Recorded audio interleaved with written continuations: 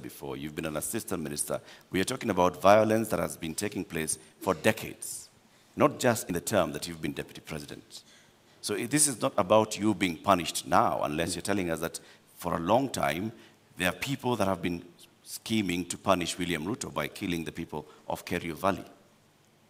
That's not what I'm saying. I am saying we had a solution. We had close to 5,000 National Police Reserve. In fact, we'd even moved a step forward to provide armored vehicles to make sure that we can follow whoever these criminals are, right? We had a plan. Unfortunately, that plan was frustrated. And you know, the plan was, let's provide a National Police Reserve. Then, let us construct the roads. Then, let's provide water infrastructure. And then, let's provide school infrastructure. That way, you ease out people from that situation where they are today to a new environment where they appreciate education, they have food to eat, their animals have water and pasture, and then you can develop that region. In fact, in my mind, that's where the future of Kenya is, because we have huge tracts of land in that region. Honorable And the fact Ruto. that people have been fighting in that region forever doesn't mean that they should continue fighting. Honorable We should Ruto. find a solution. Honorable Ruto, let's go back to the issue of water, and you've mentioned the Kimwarer and Aror dams. And you say that as well was cancelled to punish you? That Well, was some of the cancelled court for filings- political reasons. For political reasons.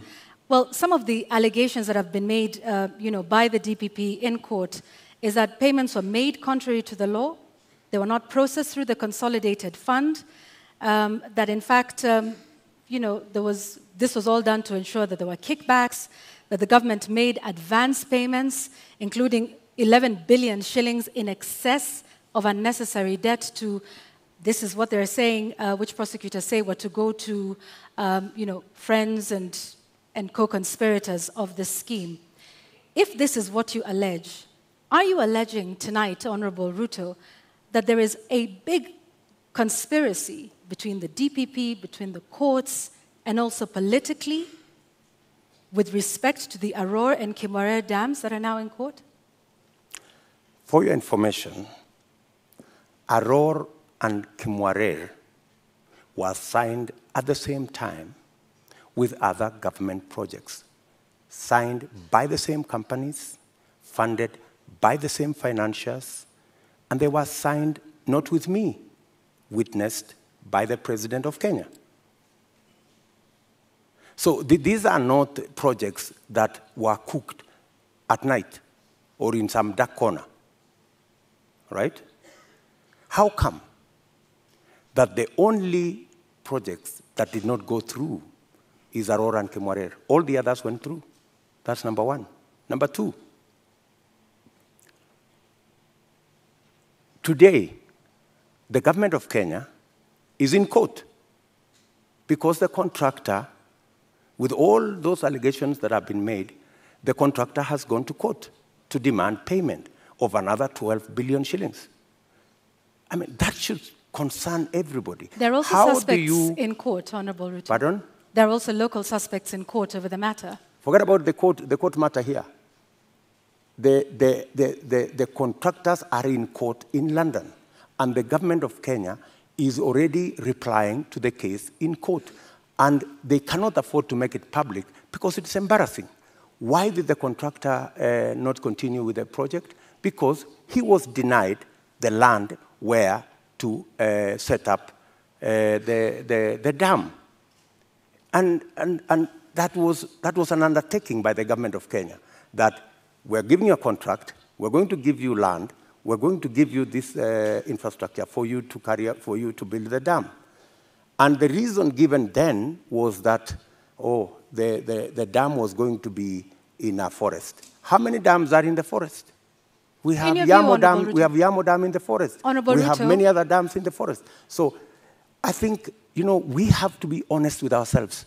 And that's why I am looking forward to the day somebody will step forward and actually tell the country how will the government of Kenya lose 20 billion shillings that was supposed to build Aror and Kimwarer, and yet there is nothing on the ground.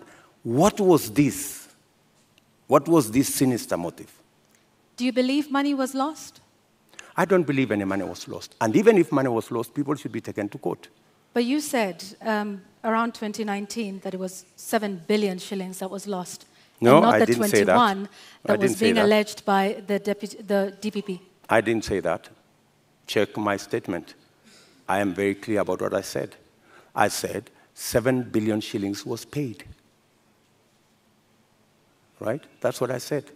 And for your information, I said that 7 billion shillings that was paid was actually insured.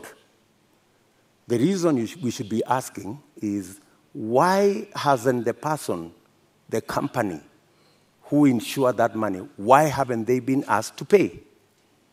Because the company that insured that 7 billion is a well-connected company. That's why the demand letter has not been put to them. So what you're alleging... And you see, Kenyans will one day really marvel at what really happened in this Kimwarer and Aror Dam. Honorable You will Ruto, be shocked. Tell us what really happened, because what it sounds like is you're alleging the investigating authorities, the DPP, the courts. There are suspects in court at the time, including former Cabinet Secretary Rotich, who I believe was charged afresh a couple of months ago over this issue. If this is all politically instigated, are you then saying that all of these authorities, different arms of government, are conspiring against you, from investigators to the DPP to the courts, to punish you, Honorable Ruto? Let me ask you, that matter has now been in court for 4 years.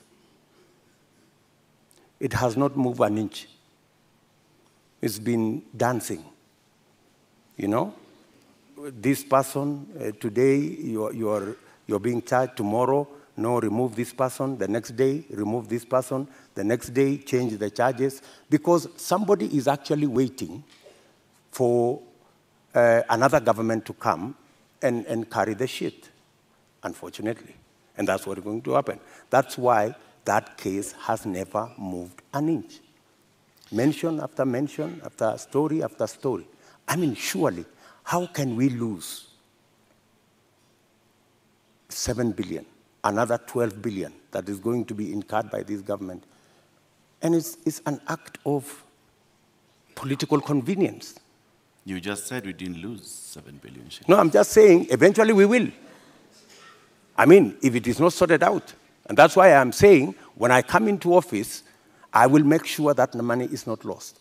And I will make sure that the impediment imposed on this project, we will provide the land. The contractor will build the dam, and we will move ahead. To conclude the matter of national security, I think we'll also touch on constitutional implementation here. Over the last 9 years, Deputy President, you have been chairing the Intergovernmental Budget and Economic Council. The Constitution establishes, under Article 204, the Equalization Fund, which was meant to fast-track development in some of these marginalized areas, the ones we've been talking about, and many others, to help them with water, roads, health, education projects. Why has this fund never been operationalized? Two things. My chairmanship of the Intergovernmental Budget and Economic Council extends to a limit. The issue you have raised about Equalization Fund is actually in the ambit of the summit, which is chaired by somebody else, right? As chairman of the Intergovernmental Economic and Budget Council, in fact, governors listening to me today, they know that we did a perfect job, especially when it came to transfer of functions, a function that was supposed to take 3 years. We made sure that we worked day and night because we wanted to get devolution rooted and moving, we completed that exercise in a record 1 year instead of 3 years. We have since worked with county governments, and many of the governors will tell you that I have provided leadership as chair of the council on every matter, whether it was grants, whether it was matters to do with conditional grants, whether it was making sure that there is a balance between what goes to national government and what goes to county governments. The whole of that trajectory, whether the issues to do with settling matters with the former local government authorities, assets, liabilities, I have been working on that with many governors, and we have made tremendous progress, including the final one that we concluded the other day, where counties now, as entities, can borrow money. As entities, like Laikipia County is the first that is going to have the leverage to borrow money. So I have a track record on what I have done. Thank you, Mr. Chairman of IBEC. Now let me ask the question to the Deputy President. Why has the Equalization Fund never been operationalized 12 years after the promulgation of the Constitution? The Equalization Fund